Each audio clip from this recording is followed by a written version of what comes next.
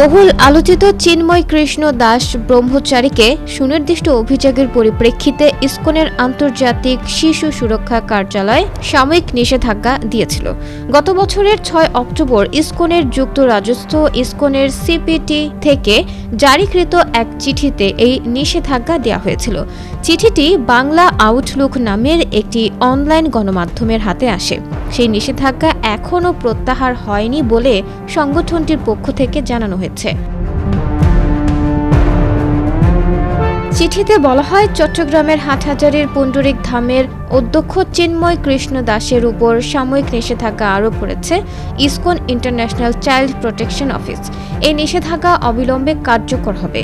সিপিটির পরিচালক কমলেশ কৃষ্ণ দাস স্বাক্ষরিত চিঠিতে বলা হয়, নিষেধাজ্ঞার ফলে চিন্ময় ইসকনের কোনো ব্যবস্থাপনা বা নেতৃত্বের পদে থাকতে পারবেন না, কোনো কীর্তনে নেতৃত্ব বা ক্লাস নিতে পারবেন না, প্রকাশ্যে শ্রীল প্রভু পদের কোনো পূজা অর্চনায় অংশ নিতে পারবেন না, 18 বছর বয়সের নিচে কোনো ব্যক্তির সঙ্গে যোগাযোগ করতে পারবেন না, বাংলাদেশের ইসকনের কোর কমিটি এবং সিপিটির কোনো পদধারী ব্যক্তি ছাড়া ইসকনের কোনো সম্পত্তিতে রাত যাপন করতে পারবেন না।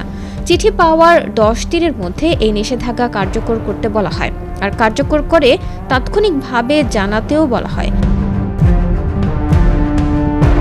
এদিকে কমলেশ কৃষ্ণ দাসের কাছে চিঠিটির সত্যতার ব্যাপারে জানতে চাওয়া হলে তিনি খুদে বার্তায় বলেন, আমরা চিন্ময় কৃষ্ণ দাসের ব্যাপারে অভিযোগ পেয়েছি। অভিযোগের পরিপ্রেক্ষিতে এবং আমাদের আন্তর্জাতিক নীতি অনুযায়ী আমরা তার উপর সাময়িক নিষেধাজ্ঞা আরোপ করি। নিষেধাজ্ঞা সংক্রান্ত চিঠিটি সত্য। অভিযোগের ধরনের কারণে তদন্ত করতে আমরা এই নিষেধাজ্ঞা দিয়েছিলাম, যদিও তার সহযোগিতা সহ সুনির্দিষ্ট কিছু সীমাবদ্ধতার কারণে বিষয়টি এখনও সুরাহা হয়নি। উল্লেখ্য, সম্প্রতি বাংলাদেশ সনাতন জাগরণ মঞ্চ ও বাংলাদেশ সম্মিলিত সংখ্যালঘু জোট নামে দুটি সংগঠন বাংলাদেশ সম্মিলিত সনাতনী জাগরণ জোটের ব্যানারে কর্মসূচি পালন শুরু করে। নতুন এই জোটের মুখপাত্র করা হয় চিন্ময় কৃষ্ণ দাসকে। এই জোট 8 দফা দাবিতে ইতোমধ্যে চট্টগ্রাম ও রংপুরে সমাবেশ করেছে। এদিকে গত সোমবার 25 নভেম্বর বিকালে চট্টগ্রাম যাওয়ার পথে রাজধানীর শাহজালাল আন্তর্জাতিক বিমানবন্দর থেকে চিন্ময় কৃষ্ণ দাসকে গ্রেফতার করে গোয়েন্দা পুলিশ।